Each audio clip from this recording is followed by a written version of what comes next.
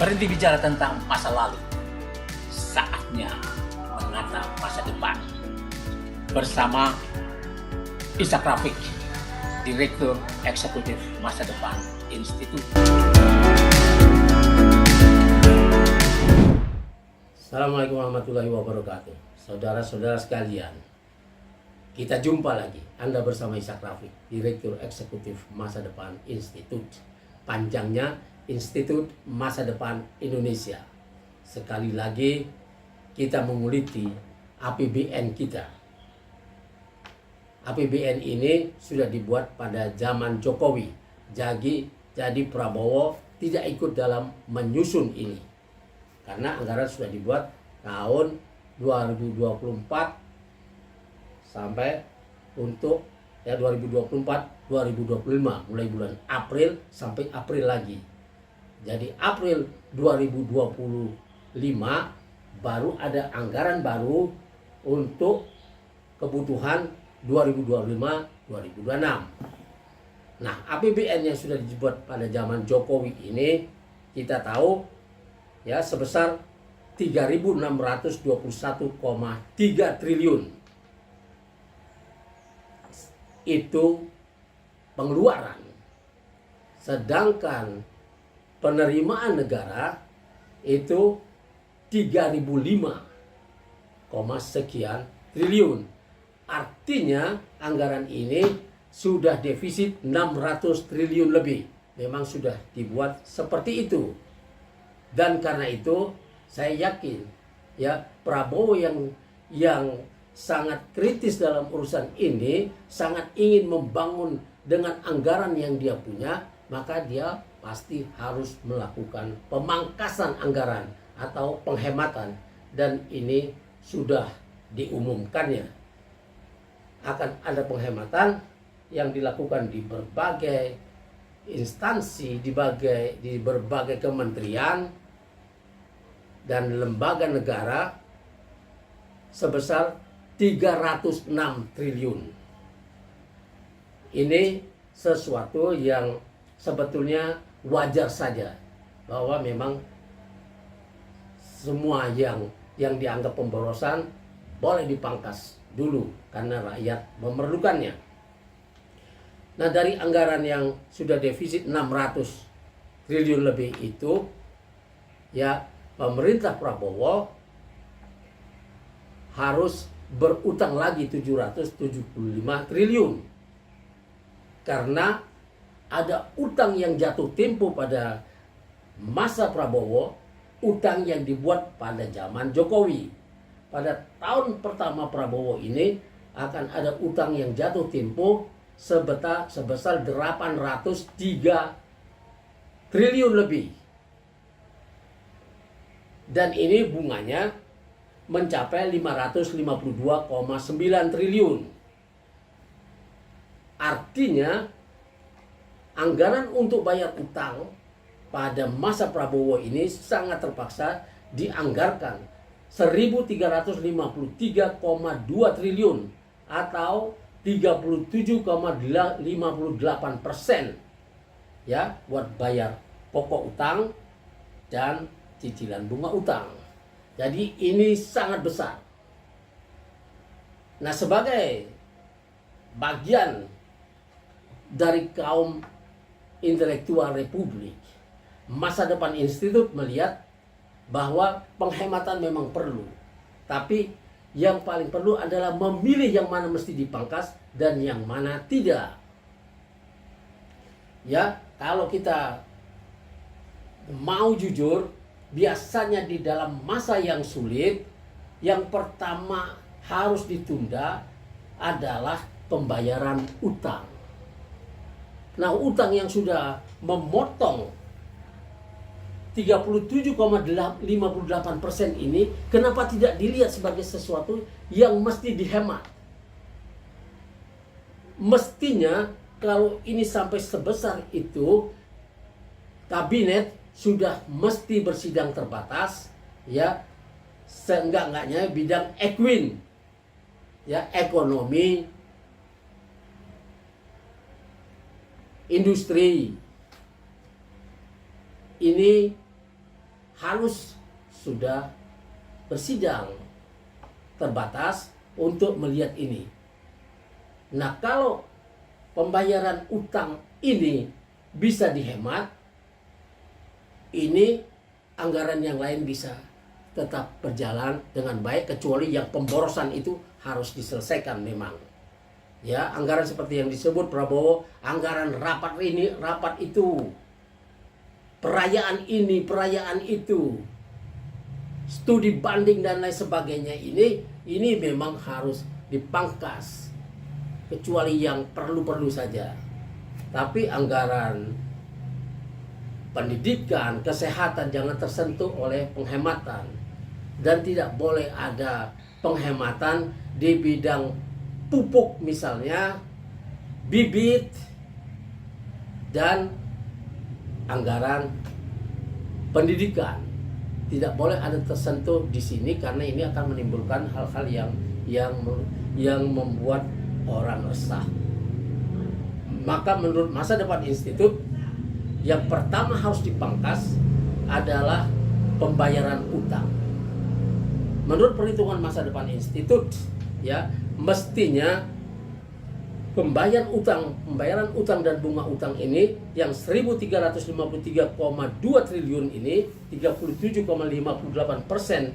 dari APBN kita, mesti dipangkas.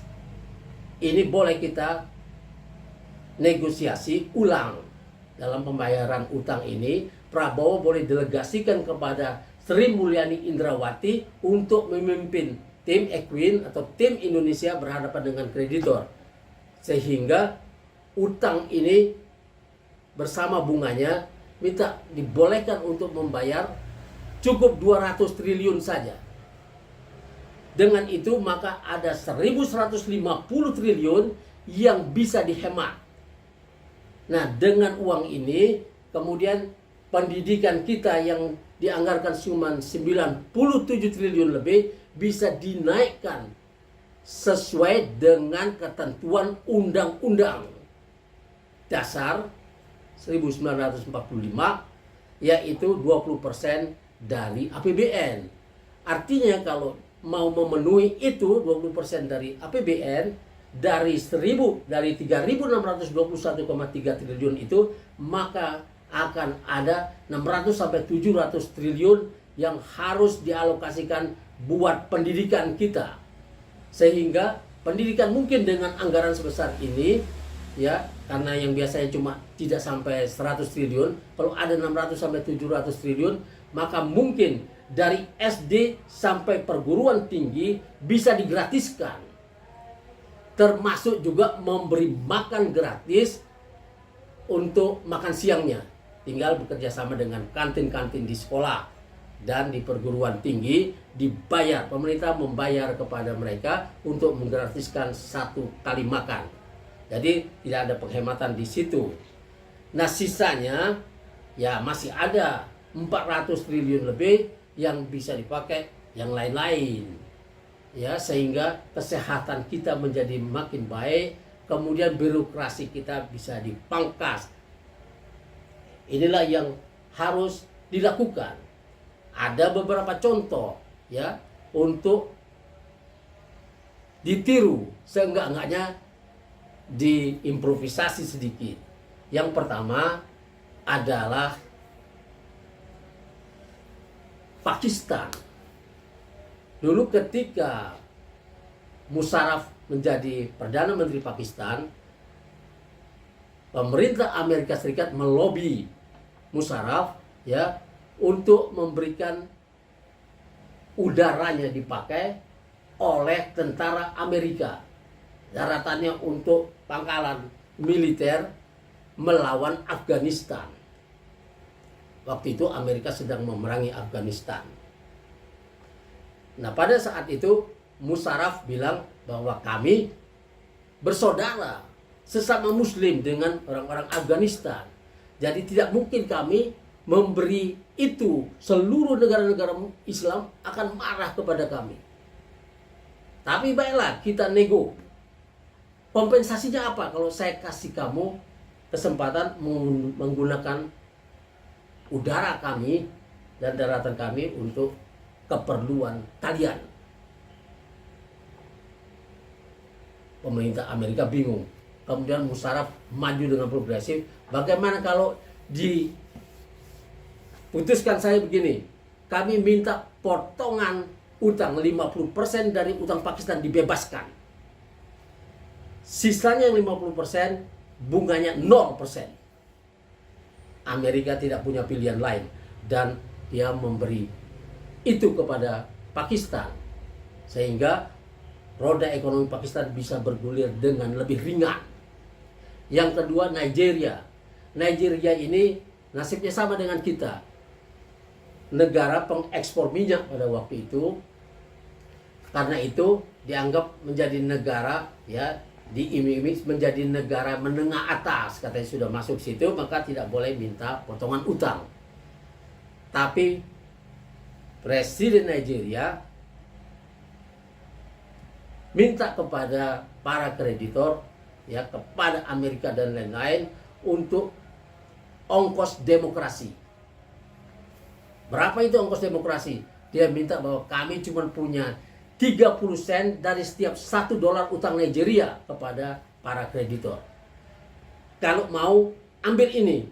Kalau tidak mau, tunggu 100-200 tahun ke depan sampai Nigeria punya duit untuk membayar itu.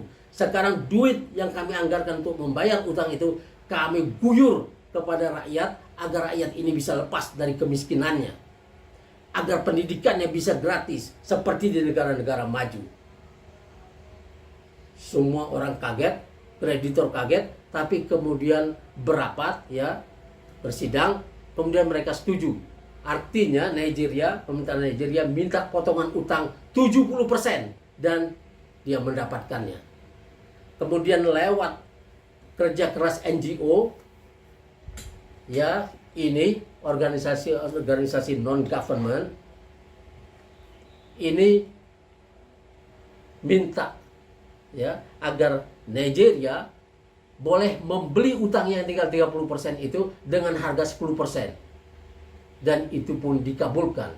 Sehingga Nigeria dapat potongan 90% utangnya. Ini kemampuan nego memang diperlukan. Kemudian yang ketiga adalah Argentina. Argentina ini pasien kambuhan IMF, World Bank dan lain-lain, sama seperti Indonesia. Tapi pemerintah Argentina waktu itu minta kepada Amerika, kepada semua kreditor dan investor dia, bahwa Argentina tidak bisa membayar, tidak akan membayar utangnya selama 5 tahun ke depan. Karena Argentina memerlukan uang itu untuk mengangkat harkat dan martabat bangsanya, mengangkat rakyatnya dari kemiskinan. Nah, dia minta itu. Semua pengamat di dalam di dalam negeri Argentina, saya minum dulu, meramalkan bahwa Argentina akan terpuruk, akan ditinggalkan oleh investor dan kreditor. Tapi pemerintah Argentina tetap jalan. Uang yang mestinya dipakai untuk membayar utang itu dipakai mengguyur sektor real Argentina. Dan itu membuat ekonomi Argentina tumbuh sangat bagus. Di tahun pertama itu 8%, tahun pertama 7%, tahun kedua 8%, tahun ketiga pertumbuhan itu makin hebat dan semua kreditor dan investor datang lagi ke Argentina. Artinya Argentina dengan kemampuan negosiasinya ini, kemampuan diplomatiknya ini berhasil membuat Argentina maju kembali sebagai negara yang diminati oleh investor dan kreditor.